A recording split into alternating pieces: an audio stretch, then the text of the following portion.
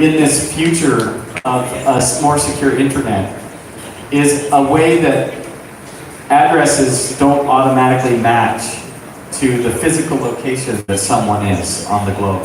So as you can see here, we have what we call a peer-to-peer overlay. And this peer-to-peer overlay prevents you from knowing where someone is in the world when they connect over this network. Another important thing that we need when we use the internet is that humans are not very good at memorizing long numbers, right? We don't even remember our own phone numbers anymore. We just program them into our address book and then promptly forget them, right? So we have to use words, we have to use names, memorable names to connect the places we want to go with the addresses where they're located on the internet. So that's why domain name services were invented. This is called DNS. Has anyone heard of DNS before? DNS is how you get a website. When you want to build a website of your own, you go and register a domain name, right? And who gets the domain names is controlled by a central authority called ICANN. And if they don't like the particular name you want or don't want to let you have access to this domain name, they can prevent that from happening.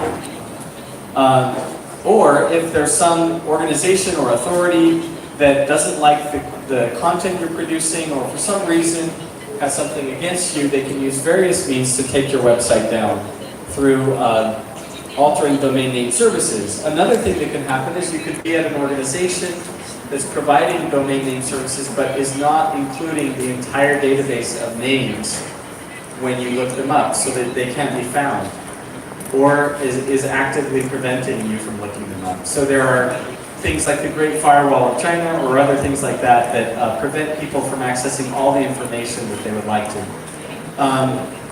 So what we're trying to move to in what we call Web 3 technology, the next web that's being built, is a service that is managed in a decentralized way. And one example of that service would be Ethereum name service.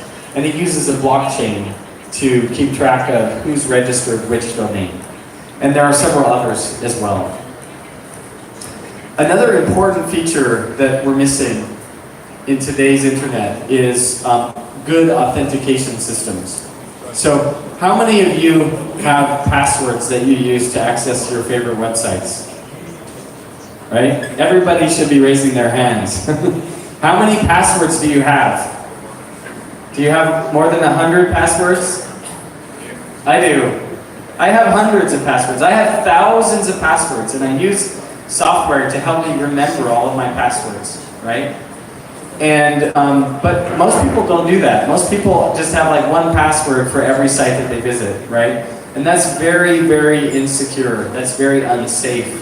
If anyone found out your password, they could access all of your information. And in some cases, passwords are getting leaked or lost, or someone's hacking into a place that stores your password, and then they use that same password and access all of your other information. So we've got a password problem. Identity in this future web that we're building needs to be what's called self-sovereign identity. With self-sovereign identity, the owner of this information is in control of it. They decide when their information gets shared, and they make sure that only a small amount of information gets shared. And if they ever want an organization no longer to have access to that information, they can also revoke those privileges. Another important thing that's being reformed and improved by this new web is payments. So this is the most famous case for blockchain, right? Blockchain has already revolutionized the payments industry. We can now transfer value across country boundaries in short time, and all of these payment solutions that we used to use are being disrupted by this new technology.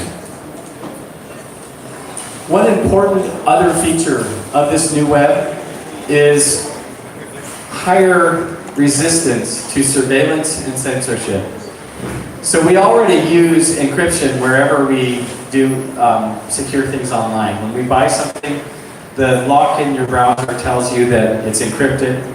But one thing that we're not doing well enough yet is that just encrypting the information might still allow you to know that some individuals are communicating with each other. And knowing that some individuals are communicating with each other, even if you don't know what they're saying, could leak information in dangerous ways. So we need to have information and communication systems that don't allow this. Also, someone might maybe they don't know what you're talking about, but they might want to prevent you from communicating with someone else. They could block the channels that are between you and the people you want to talk with. So this is called censorship, when they block the communication, and surveillance, when they spy on who's talking to who, right? And one of the things we're working on is a communications protocol, which is displayed here in this conceptual diagram. In this diagram, the person at this node, AC, is trying to communicate with the person at node BC. And one of the techniques we can use to make that more resistant to surveillance is what we call partial addressing, or dark routing.